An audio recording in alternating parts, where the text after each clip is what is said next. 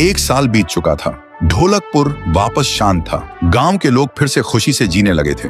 हर पूर्णिमा को लोग एक दिया जलाकर ठुन ठुन ठुन साहुर को याद करते थे। पर एक रात कुछ ऐसा हुआ जो फिर से सब कुछ बदल के रख दिया। लाशें फिर से मिलने लगी। हर 2 दिन बाद किसी न किसी के घर के सामने एक कटी हुई लाश पड़ी होती। गांव फिर से कांप उठा। एक दिन सब लोग महाराज के पास पहुंचते हैं और रो रो कर गांव की घटनाओं के बारे में बताते हैं। रात को महाराज 2 सेनापतियों से कहते हैं, जाओ और खोजो इस कांड के पीछे कौन है। लेकिन सुबह सिर्फ उनकी लाशें लौट कर आईं। एक का सिर था ही नहीं, दूसरे के पैर कट चुके थे।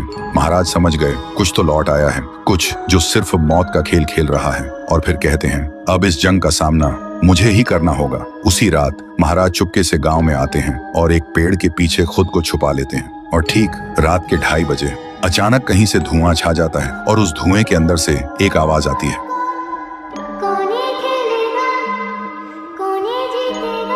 और फिर धुएं के बीच से निकलती है एक गुड़िया, गोल आंखें, एक बेजान सी मुस्कान, लेकिन चेहरा मौत का पैगाम। वो गुड़िया एक घर के गेट तक जाती है और बच्चों जैसा एक गाना गाने लगती है। उसके गाने की आवाज सुनकर एक आदमी बाहर आता है और अगले ही पल वो गुड़िया उसका सिर चबा जाती है। वो आदमी तड़प तड़प के वहीं जमीन पर गिर जाता है। महाराज सब कुछ देखते हैं। उनकी आंखें भर जाती हैं। उन्हें समझ आ जाता है इसके सामने जाना मतलब खुद का अंत लिखना है। अगली सुबह गांव के लोग इकट्ठा होते हैं। महाराज कहते हैं, ये पिछले भूत से भी ज्यादा डरावनी है।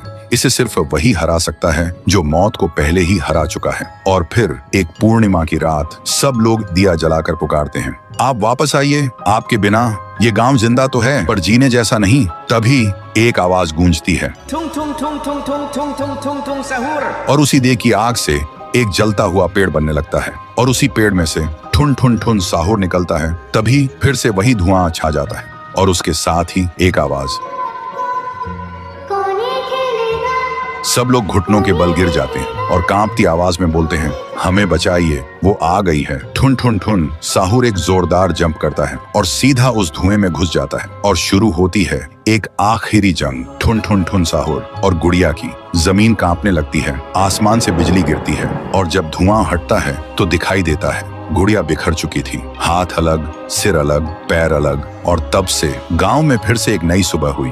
महाराज मुस्कुराए, गांव वाले जीने लगे और उस दिन के बाद ठुन ठुन ठुन साहुर सिर्फ एक भूत नहीं रहा, गांव का रक्षक बन गया। लेकिन उसी रात कुछ ऐसा हुआ जो किसी को भी पता नहीं चला। गुड़िया का सिर, हाथ, पैर अपने आप जुड़ने लगे थे और फिर वो वहां से चली गई। तो दोस्तों, अगर आप देखना चाहते हैं पीहू वर्सेस गुड़िया तो इस वीडियो को 1 लाख लाइक्स तक पहुंचा दो।